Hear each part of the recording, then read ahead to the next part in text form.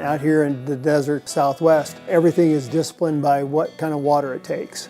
People go by and they see these lush, wonderful golf courses and they think, oh my gosh, they must just use so much water. We need to close them down. There's policymakers and the general public out there that believes if a drought is declared, golf courses should be closed. And that's just not the case. There's storm clouds on the horizon. Once a golf course disappears, it's going to be gone forever.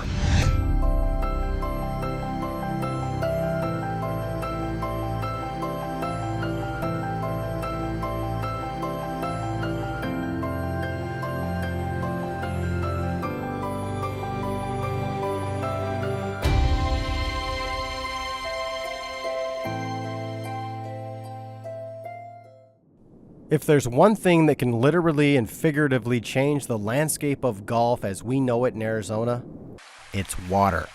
Water availability, water quality, water rights, water use, and water affordability are significant issues for this game we all love. My name's Roy Van Pocky. I'm at Apache Sun Golf Club in Santan Valley, and I'm also Cactus and Pine Golf Course Superintendent Board President.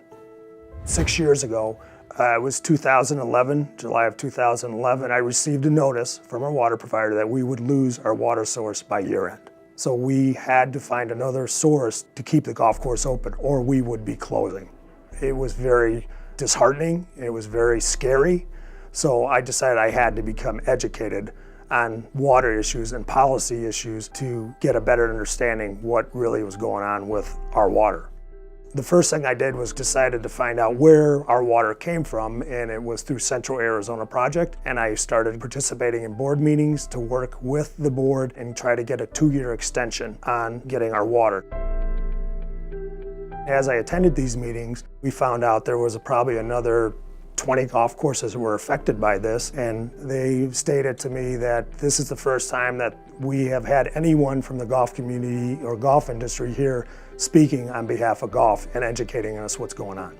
I realized early on in this process, it was very important that when policymakers are making decisions that can affect every golf course in the state, and that we have a seat at the table and that we have a voice to educate them on the true facts of what golf really does in the state of Arizona. When someone hears that we're on the verge of a drought or we're in a drought, and they say, well, then close some golf courses. We don't need those golf courses. What do you say to someone that says that? I tell them, you know, it's so interesting what sometimes we all have a perception of that's just not true. She's right, and the numbers don't lie. Most people have no idea how much water Arizona's golf industry uses. Arizona's golf industry uses less than 2% of the state's water supply, and the economic impact the industry provides is mind-boggling. Golf has got such a story that most people don't realize that it uses such small amounts of water, less than 2% of Arizona's water. But the most revealing thing is the economic impact. You're talking almost $4 billion coming into our state associated with golf. That's not chump change. That's a major economic driver for the state of Arizona. The University of Arizona released our economic impact study for the golf industry, revealing in this economic impact study there was over 42,000 jobs and over 11.6 million rounds played in the state of Arizona. $72 million in state and local taxes were generated by the golf industry. They pay a lot of taxes. There's a lot of hidden economic value there that folks don't see. Obviously, it plays into the tourism aspects, which is a huge part of the Arizona economy. The other industries, hotels, restaurants. If I have a house on a golf course, it raises the value of my house by 20 to 25%, even if I don't play golf. We're trying to really make people understand that water use and economic output are really one and the same. The economic value of golf in the state and the amount of water they use, it isn't even balanced. I'll take those odds any day. We see golf being the epitome of how an industry runs to the front of the pack and leads, showing very little bit of water, but for the biggest ramification or the biggest impact on economics. So one, we're gonna water right over there. Okay. Just put a little syringe on it. All right. My name is Dan Figueres. I'm the Director of Agronomy at the Weston Kierland Golf Club. I think one of the biggest misconceptions is that golf courses are an overconsumer and are inefficient in their water use. Truth be told, golf course superintendents are well-trained, highly educated professionals that are very in tune with their irrigation systems. Water is expensive, so it's in the best interest of the golf course and the business to manage it wisely. So we removed all of the turf in those areas, which is going to save a tremendous amount of water in those areas. We have a lot of technology and advancements at our disposal that allows us to target the dry areas that need water and minimize where we don't need as much water.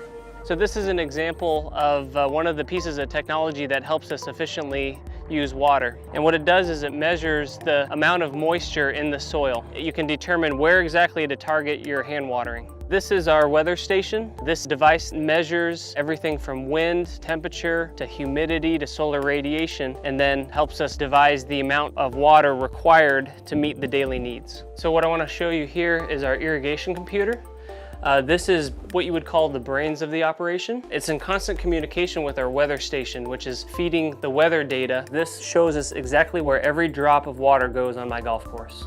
Not only is water important to us, but we are passionate about conserving it. Our line is the Central Arizona Project, your water, your future. And I believe that the golf community has really bought into that, and they realize they want to be part of shaping the future. I think the single most surprising thing would be how little water the golf industry uses. So they're really going out of their way to maximize every drop of the water and get that economic benefit out of there. When you look at the minimization of how they use 2% of the water in the state and almost $4 billion in economic implications, you're talking about a trendsetter for water. Those are stories that people don't get a chance to see. And in the fast-paced world of Washington, D.C., those are things that matter. In order for the golf industry to stay strong and greens fees to stay affordable, perceptions surrounding water and golf need to change. Like Rory says, the golf industry needs a seat at the table when policies are being created, and it's up to all of us to keep policymakers educated. I want the future of golf in the state of Arizona to be as strong as it is today.